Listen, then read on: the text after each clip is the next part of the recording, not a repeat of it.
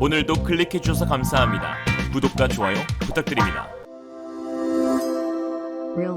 우크라이나 전쟁이 장기전 양상으로 흐르면서 서방 진영 국가들의 본격적인 무기 지원이 폭증하고 있습니다. 초기에는 우크라이나군이 사용하기에 익숙한 러시아제 장비 위주로 보냈다면 최근에는 나토 표준 중화기 비중을 대폭 늘리면서 훈련까지 시켜주고 있는 상황인데요. 나토 가입을 위한 추석이 아닌가 싶기도 한데, 이에 우크라이나는 독일산 레오파르트, 영국산 챌린저, 미국산 에이브람스 전차를 운용하는 국가가 되었습니다. 이라크 전쟁 이후 약 20년 만에 서방 전차와 러시아 전차가 맞붙게 되는 것이죠. 우크라이나는 그동안 서방에 전차 지원을 간곡히 요청해왔습니다. 점령지를 탈환하고 반격하기 위해서는 하루에 수십 킬로미터를 진격해야 하고, 이에 전차가 가진 화력과 방어력, 기동력이 꼭 필요하기 때문인데요. 이러한 요구에 폴란드, 독일, 스페인, 캐나다, 핀란드, 노르웨이, 포르투갈 등은 레오파르트 2A4 또는 2A6 전차를 지원할 예정으로 대략적인 대수는 200대가 넘을 것으로 보입니다. 기갑여단 편성이 가능한 수준이죠. 또한 폴란드 매체가 공개한 영상에서는 서방 무기에 익숙치 않은 우크라이나 전차병들이 폴란드 현지에 도착해 운영교리, 주행, 사격 등을 배우는 장면도 포착되었습니다. 기왕에 왔으니 K2 전차도 한번 타보시길. 한편 서방 국가들이 보유 중인 무기체계를 우크라이나에 지원하면서 전력 공백이 발생하여 한국 무기가 추가 수주를 따낼 수 있을지도 기추가 주목되고 있는데요. 사실 우크라이나 전쟁 관련 무기 수출에서 한국은 가장 큰 수혜국으로 불릴 만큼 그 전쟁과 마냥 무관하지만은 않은 것이 사실입니다.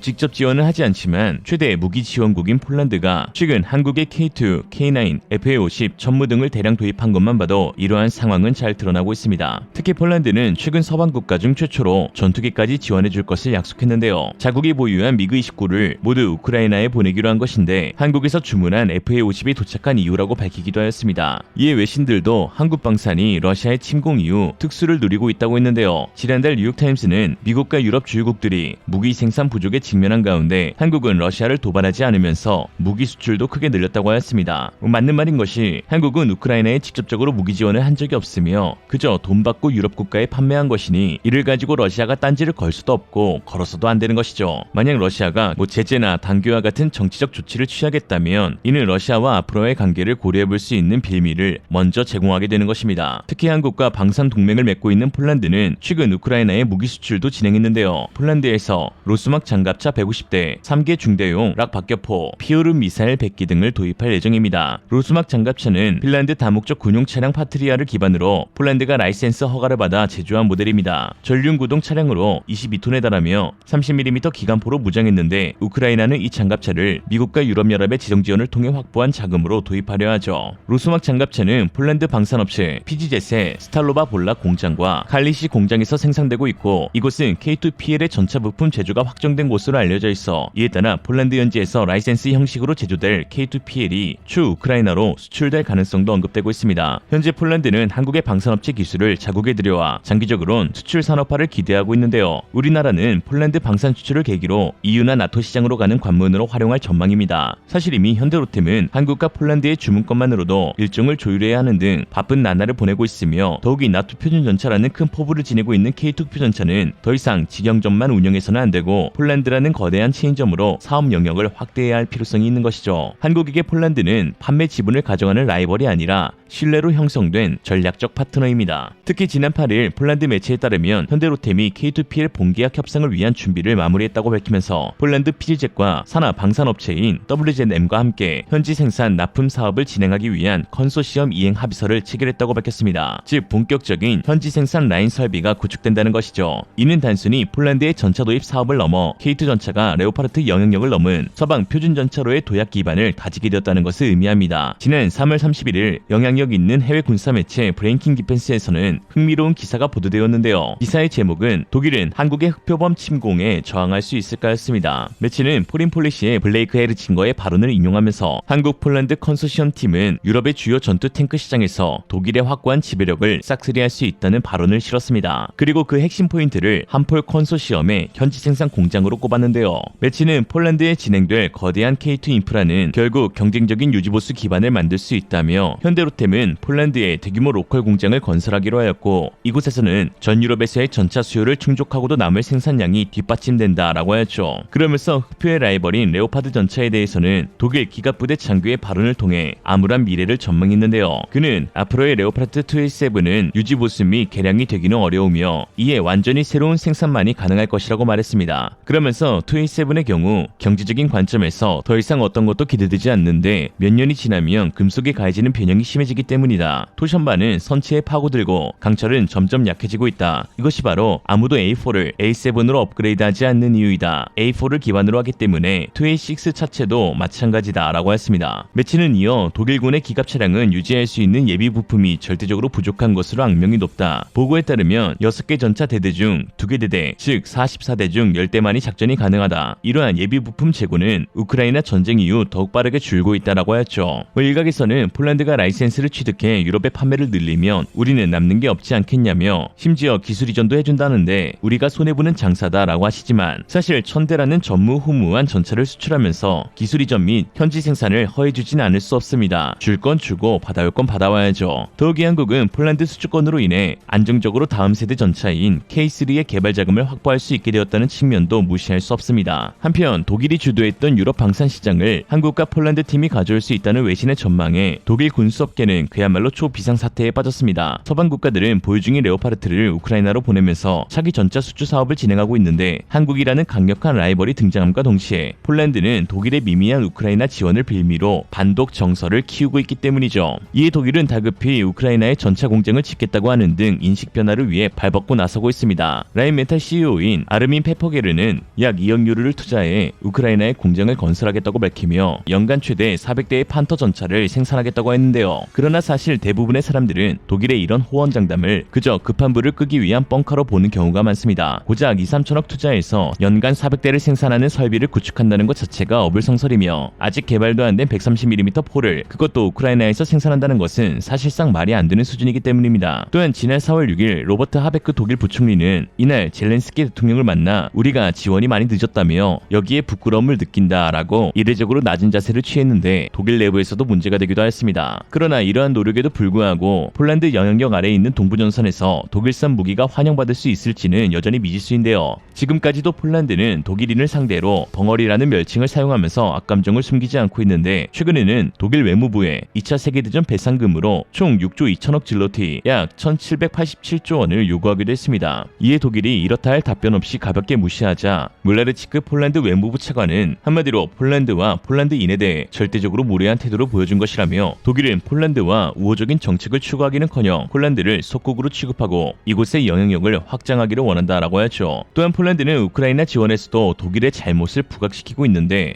폴란드가 우크라이나에 지원하는 미그29 전투기는 독일 연방군이 구동독 군으로부터 인계받은 것이기에 독일 정부의 승인이 필요하였지만 폴란드는 원산지는 작전상의 이유로 알릴 수 없고 아무튼 독일산은 아니다. 맞아도 뭐 어쩔 건데를 시전하였습니다. 이래저래 독일은 이번 전쟁으로 잃은 것만 많았지 얻은 것은 없는 모양새이죠. 사실 폴란드가 우크라이나의 대규모 지원을 마다치 않는 이유는 보편적인 인류애를 넘어 더 큰 그림을 그리고 있기 때문입니다. 사실상 폴란드 정부의 최대 국책 사업이라고 봐도 무방한데요. 폴란드는 우크라이나 난민 수용으로 인해 EU가 동결했던 50조 원의 자금을 확보할 수 있게 되었고 기술력을 갖춘 한국과의 협력으로 우크라이나를 비롯한 여러 국가에게 무기 판매를 늘리려 합니다. 그리고 그 가운데 가장 주목해야 할 것은 따로 있었는데 바로 천문학적인 자금이 투입될 우크라이나 재건 사업이죠. 전쟁은 언젠간 끝이 나게 되어 있습니다. 그때 가장 중요한 것은 우크라이나에서 시작될 대대적인 재건 사업 그리고 그것을 도맡아 수행할 국가가 누구냐 하는 것인데요. 폴란드와 한국의 동맹의 큰 그림은 여기서 정점을 찍게 될 것으로 보입니다. 이문민 주 폴란드 대사에 따르면 우크라이나 재건 사업 규모는 약 6천에서 7천억 유로, 한화 1000조에 달할 것으로 보이는데요. 폴란드는 이 사업의 허브 역할을 자처하며 한국의 참여를 기대하고 있는데 폴란드 기업과 파트너십을 통해서 우리 기업들의 비용과 리스크를 줄이고 양국 기업의 강점을 활용할 수 있을 것으로 보입니다. 통신, 교통, 에너지, 물류, 의료, 교육, 안전 시스템 등 한국과 폴란드가 협력하여 수주를 따낼 사업은 무궁무진한 것이죠. 한국과 폴란드의 협력을 보면서 국가 간 협력은 이렇게 하는 것임을 느낍니다. 인도네시아 고구마에 목이 콱 막혔던 것을 폴란드 사이다로 뻥 뚫은 느낌이죠. 있니? 보고 있니? 폴란드 네티즌들 역시 한국에 대해 긍정적인 평가를 내리고 있는데요. 특히 그 가혹한 역사마저도 비슷하다며 한국과 폴란드가 당한 식민지배 역사에서 우리는 동질감을 느끼고 있다고 했습니다. 형제들이여 함께 갑시다. 브라차 라젬 이지엠이 오늘의 한줄평 한국과 폴란드는 사실 가까운 이웃이다. 그 사이에 러시아 하나만 껴있기 때문이다. 이상으로 리얼리즘이었습니다. 여러분의 생각은 어떠신가요? 현명하고 지혜로운 여러분의 의견을 지금 댓글에 남겨주세요. 감사합니다.